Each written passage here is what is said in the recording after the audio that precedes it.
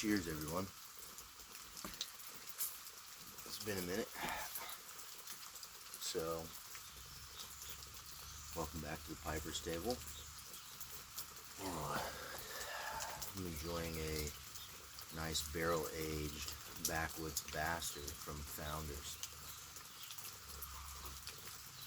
Slancha to Joe. He's the one who left it in my fridge. Cheers to me.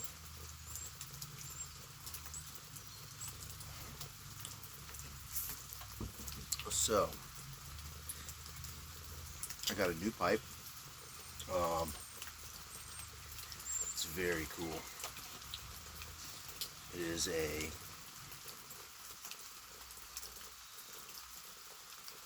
Ben Wade Calabash. I don't know if you can see the nomenclature very well, but anyways, yeah, a little bit of a story on this pipe. I just love that gnarly burl end of the bowl there. Very cool. I like the haggard little details like that. It's very backwoodsy looking calabash, if I say so myself. But yeah, so anyways, I got this off of eBay. I made an offer and it was accepted. And I mean, it's a beautiful pipe. It's in very, very good condition. But when I opened the package, I noticed that there was a crack through the shank right here, which really disappointing to find for a pipe that is just so damn cool. But anyways, you know, I don't think it was a dishonest sale in the slightest. I think it was an oversight. Everything else about the pipe is in like immaculate condition, has been very well taken care of. Obviously, you know, this is a really interesting and unique shape, and to be made out of briar, this is actually pretty technical carving, and this would definitely be the most vulnerable part. You know, I don't know if it happened, somebody flexing on the shank trying to get the stem in or out, or if they smoked and it burned too hot. Who knows? It's an old pipe. Been very hard to see just from examining it. I saw a part that looked a little suspect, and I was like, ah. And I put some of the briar fresh in there, as it's an estate pipe, and it came in, you know, very clean, good condition. But I always clean my estate pipes before I smoke them, and I noticed it was like seeping through on the crack, and that's how I really discovered it. And it kind of wrapped the shank like a good 75-80%, and it cut diagonally right through the nomenclature there. So anyways, you know, I really don't think it was a foul on the seller's part. I think it was a honest overlook, and so no hard feelings there. They did a partial refund, which I suggested, and that, you know, and I would keep the pipe and attempt to fix it. So I got on some forums and just did some research, because I didn't really want to experiment too much with a fix. I wanted like a sure fix, because this is a very cool pipe and I'm really hoping that it smokes well.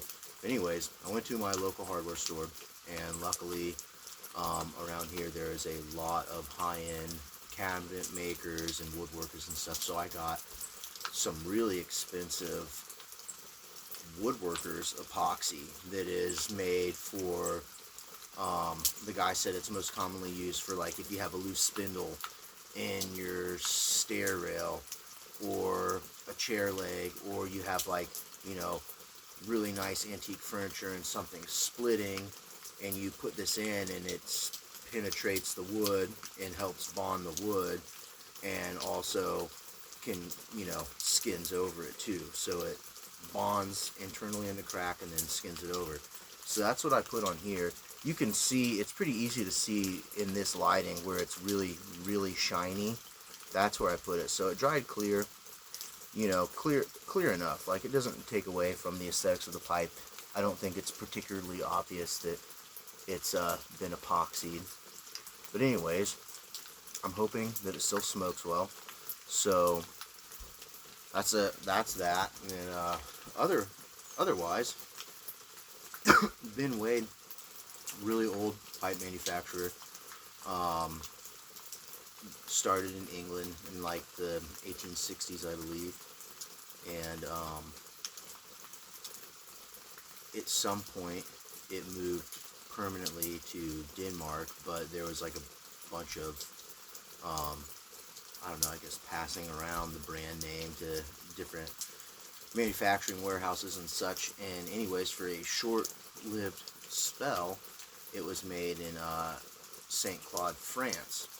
So this pipe was from that era, so it's rare that it's a Ben Wade Calabash, and I guess rare that it's made in France. I had a really hard time finding exact years that it was in France. I found some like conflicting information. I found some that it was like, oh, it wasn't until the 1970s that they were in France for a spell. Some places said it was after or during World War II when all the bombing was happening in England, and then they sent it to France before it moved to Denmark. I don't really know. Anybody who knows more about Ben Wade's or has more of a Ben Wade collection, drop me a line. You know anything about it? Yeah, the made in France ones, then let me know. But anyways, so it's been a really long time since I made a video, and I have a lot of tobaccos that I've been sitting on that I want to try, want to, open some new tins. And I was kind of trying to decide which one I wanted to open and smoke out of this. But then I thought, with it being an old estate pipe, with it being repaired, that I should stick with a tobacco that I'm very familiar with, so that I can pick up on any nuances and really kind of get a feel for the pipe. So what I decided to go with is some Peter Stokkebye's Bloomsbury. And this stuff is a really, really tasty English blend. It's probably like a medium English. It's very smoky. It's got a lot of Kia in it, but it's got some sweetness in it too. And I don't know the exact ingredients of the Bloomsbury, but it's kind of, as far as the Peter Stokkebye goes, I would say it's probably something along the lines of like proper English is your all day, Bloomsbury is a little bit heavier, English luxury has your Cavendish in it. So this is like somewhere in between. Not as sweet.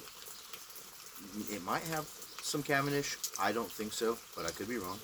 Because it's not as sweet as in like velvety as the English luxury, but it's definitely more robust, more Latakia than proper English. So,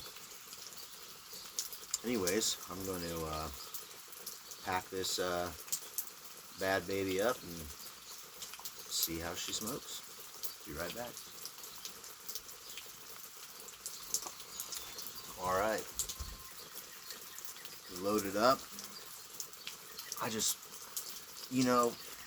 I hope that this pipe smokes well. But even if it doesn't, what a great piece of memorabilia to just put on the shelf. I just think this thing is beautiful. I've always wanted a Calabash pipe. I've been eyeing them for like a year.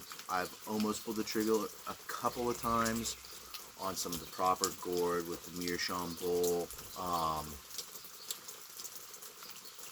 And it's like, some of those things are like $600, and you're kind of like, well, it'll last forever. It's super cool. It's totally worth it. And I'll think about it, and then like, oh, I'll wait, and then I'll see one that's like $250, and I'll damn near impulse buy it right there on the spot. But something has always told me to just wait, just let them go and just wait. And I think that this is why. So I have faith that our repair should be good enough. You know, maybe I won't be able to smoke this every single day, which is too bad, but maybe I will. Anyways, let's find out.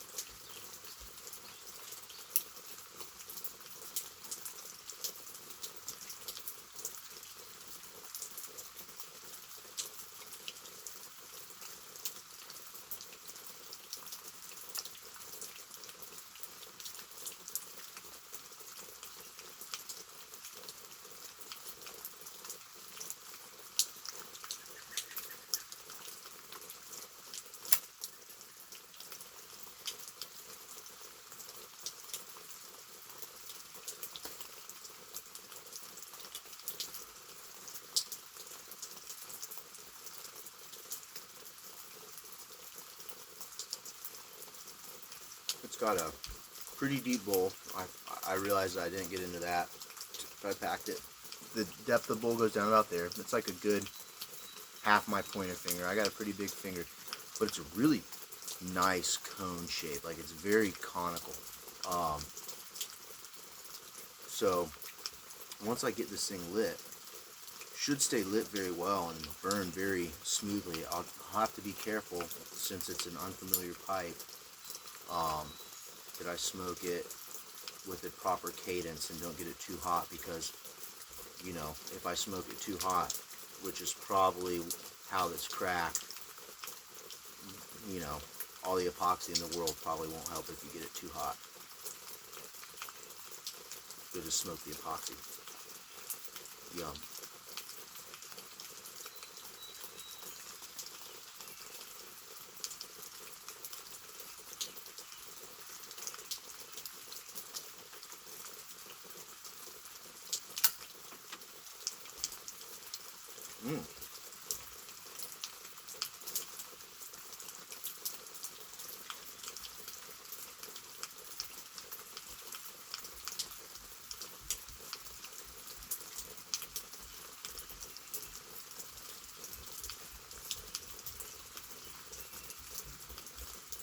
Okay, so far so good.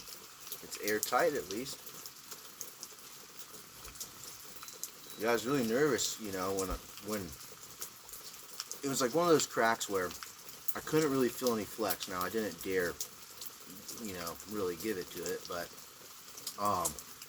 that briar ease, I could kind of, just a little bit of movement like that with my hands. Not enough to feel any flex in the pipe, but I could see it kind of like squishing out, and it really highlighted that crack. So pretty decent one.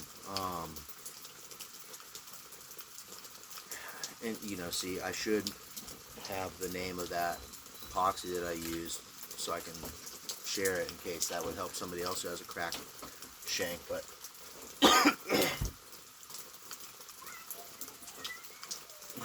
my daughter's at the door. Hold on a second. Well, she's dressed and ready to play in the rain. I told her, don't get on the camera though. Kids shouldn't be on the internet. You guys already know how I feel about that. High five. Yeah.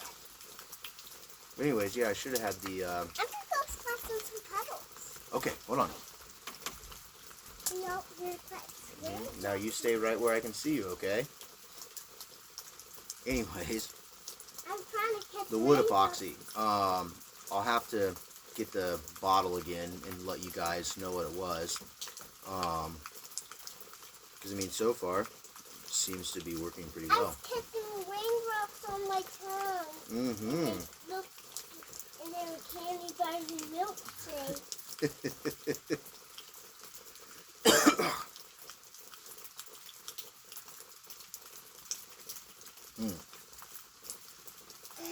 Go on, go splash. I'm not, because I might get my new clean clothes open. Oh, okay. Hold on. What are you here to do? I'm here to John Watch out for my beer. And just say hello to you for a little bit. That's what I'm out here to do. Oh, well, hello. And I'm out here to play in the rain. What do you think about pipes? Like, What does it smell like? smells like candy drops and milkshakes, like the rain. have it. That was So far, milk seems to be smoking just fine. It's airtight anyways. No issues on the draw. It's got a really easy draw. A nice long shank. It's a very cool, very flavorful smoke. The Bloomsbury is really nice tobacco anyways. No, a lot of really nice, lot of Kia notes, and it's a little on the creamier, spicier side. You got a lot of that deep kind of those deep kind of like barbecue and leathery, spicy, incense kind of nuances going on. So, love this pipe. Pretty happy that I decided to keep it instead of send it back and attempt to fix it. I think it worked. Anyways, alright. Don't let your face get on there. Yeah, don't know.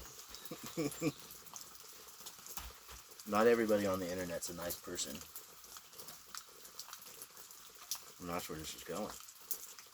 But most of the people who see this are nice gentlemen who smoke pipes just like Papa. What do you want to say to them?